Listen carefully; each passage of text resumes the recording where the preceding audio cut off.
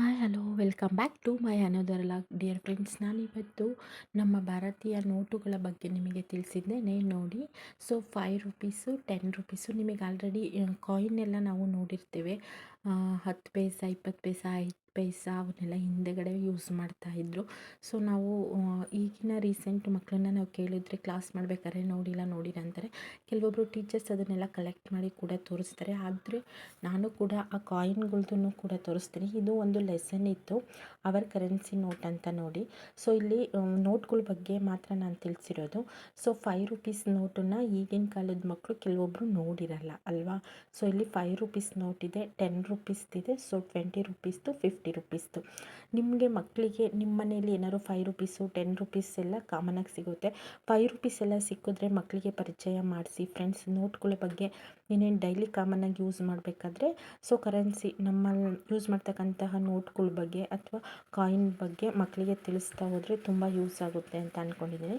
So next ನೋಡಿ 100 rupees, next 200 rupees ನೋಡಿ. So first 5 10 20 rupees note, 50 rupees note, next 100 rupees note, next 200 rupees note. So ನಾವು daily use ಮಾಡಬೇಕಾದ್ರೆ ಮಕ್ಕಳಿಗೆ ನಮ್ಮ ಇದು ದಿನಬಳಕೆಯಲ್ಲಿ ಇದು ನೋಟ್ಗಳ ಬಗ್ಗೆ ತಿಳಿಸ್ತಾ ಹೋದರೆ ತುಂಬ ಯೂಸ್ ಆಗುತ್ತೆ ಚಿಕ್ಕ ಮಕ್ಕಳಿಂದನೇ. ಇವಾಗೆಲ್ಲ 50 ಪೈಸೆನೂ ಕೂಡ ಇಲ್ಲ. 1 rupees 2 rupees 5 rupees 10 rupees coin ಎಲ್ಲ ಇದೆ.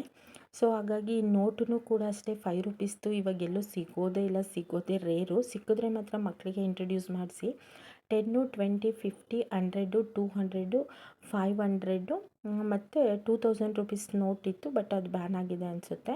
ಸೊ ನೋಡಿ, ಇದು ನೆಕ್ಸ್ಟ್ ಬಂದು 500. ಇವಾಗೆಲ್ಲ ಇರೋದು ನಾವು ಯೂಸ್ ಮಾಡ್ತಕ್ಕಂಥದ್ದು.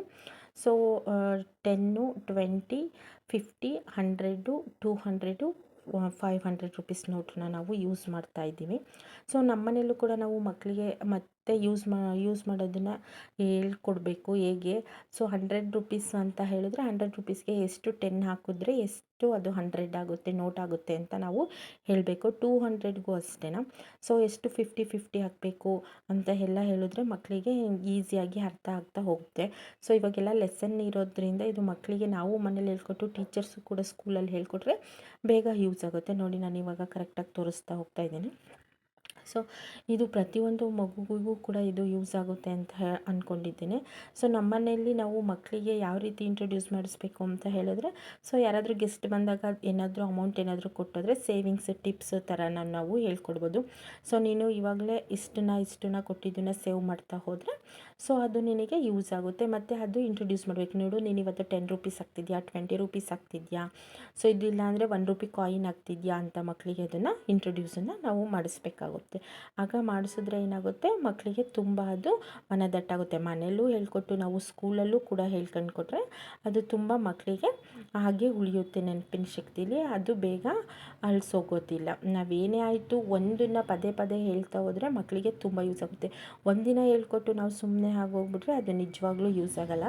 ಹಾಗಾಗಿ ನಾವು ಇದನ್ನೇ ಅಂತಲ್ಲ, ಬೇರೆ ಯಾವುದನ್ನೂ ಆಯಿತು, ಯಾವುದೇ ಟಾಪಿಕ್ ಆದರೂ ಆಯಿತು, ಸೊ ಗುಡ್ ಹ್ಯಾಬಿಟ್ಸ್ ಇರ್ಬೋದು ಅಥವಾ ಡೈಲಿ ಯೂಸ್ ಮಾಡ್ತಕ್ಕಂತಹ ನಾವು ಕಾನ್ವರ್ಸೇಷನ್ ಇರ್ಬೋದು, ಅದನ್ನು ಡೈಲಿ ಯೂಸ್ ಮಾಡಿದ ಮಕ್ಕಳಿಗೆ ಹೇಳ್ಕೊಡ್ತಾ ಹೋದರೆ ಡಿಸಿಪ್ಲಿನ್ ಬಗ್ಗೆ ಇರ್ಬೋದು, ಗುಡ್ ಹ್ಯಾಬಿಟ್ಟು ಬ್ಯಾಡ್ ಹ್ಯಾಬಿಟ್ಟು ಬಗ್ಗೆ ನಾವು ಡೈಲಿ ಮಕ್ಕಳಿಗೆ ತಿಳಿಸ್ತಾ ಹೋದರೆ ಅದು ಮನದಟ್ಟಾಗುತ್ತೆ ಮಕ್ಕಳಿಗೆ. ಸೊ ಬೇಗ ಮರೆಯೋದಿಲ್ಲ ಪದೇ ಪದೇ ನಾವು ಅವರಿಗೆ ಹೇಳ್ತಾ ಹೋದರೆ. ಹಾಗಾಗಿ ನಾವು ಕೂಡ ಏನನ್ನು ಯೂಸ್ ಮಾಡ್ತಾ ಇದ್ದೀವಿ, ಯಾವುದನ್ನು, ಅದರಿಂದ ಏನು ಯೂಸ್ ಇದೆ, ಏನು ಅದರಿಂದ ನಮಗೆ ಮೆರಿಟ್ಸು ಡಿಮೆರಿಟ್ಸನ್ನು ಮಕ್ಕಳಿಗೆ ತಿಳಿಸ್ತಾ ಹೋದರೆ ನಿಜವಾಗ್ಲೂ ಅವರಿಗೂ ಕೂಡ ಯೂಸ್ ಆಗುತ್ತೆ. ಹಾಗಾಗಿ ನಾವು ದಿನಬಳಕೆಯಲ್ಲಿ ಬಳಸ್ತಕ್ಕಂತಹ ದುಡ್ಡಿನ ಬಗ್ಗೆ ಮಕ್ಕಳಿಗೆ ತಿಳಿಸ್ತಾ ಹೋದರೆ ಅದರಿಂದ ಏನು ಯೂಸ್ ಇದೆ. ಸೊ ಈಗ ಲೈಫಲ್ಲಿ ದುಡ್ಡಿಲ್ಲ ಅಂದರೆ ಏನೂ ಮಾಡೋಕ್ಕೆ ಆಗೋದಿಲ್ಲ. ಅದನ್ನೆಲ್ಲ ಚಿಕ್ಕ ಮಕ್ಕಳಿಂದನೇ ನಾವು ತಿಳಿಸ್ಕೊಡ್ತಾ ಹೋದರೆ ನಿಜವಾಗ್ಲೂ ಅವರಿಗೂ ದುಡ್ಡಿನ ಮಹತ್ವ ಏನು, ಹೇಗೆ ಯೂಸ್ ಮಾಡಬೇಕು ಅನ್ನೋದು ಕೂಡ ಮಕ್ಕಳಿಗೆ ಗೊತ್ತಾಗುತ್ತೆ. ಈಗ 1 ರೂಪಾಯಿನ ಹೋಗಿ ಚಾಕ್ಲೇಟ್ ತಗೊಂಬ ಅಂತ ಹೇಳಿದ್ರೆ 50 ಪೈಸೆ ತಂದು ಇನ್ನು 50 ಪೈಸೆ ಉಳಿದ್ರೆ ಅದು ಹೇಗೆ ಉಳಿತು, ಎಷ್ಟು ನೀನು ತೊಗೊಂಬಂದೆ ಅಂತ ಮಕ್ಕಳಿಗೆ ನಾವು ಕ್ವಶನ್ ಮಾಡಬೇಕು ದುಡ್ಡನ್ನು ಕೊಟ್ಟಾಗ. ಸೊ ಈಗ 10 ರೂಪೀಸ್ ಕೊಟ್ಟರೆ ನೀನು 10 ರೂಪೀಸ್ ತಗೊಂಡ್ಯಾ ಅಥವಾ ಚೇಂಜ್ ಅಲ್ಲೇ ಬಿಟ್ಟು ಬಂದ್ಯಾ, ಚೇಂಜ್ ತೊಗೊಂಬಂದ್ಯಾ, ಎಷ್ಟು ತೊಗೊಂಬಂದೆ, ಏನು ತೊಗೊಂಬಂದೆ ಅಂತ ಮಕ್ಕಳಿಗೆ ನಾವು ಕೇಳಬೇಕು.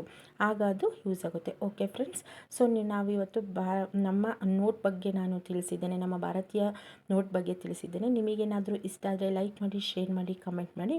Thank you for the watching.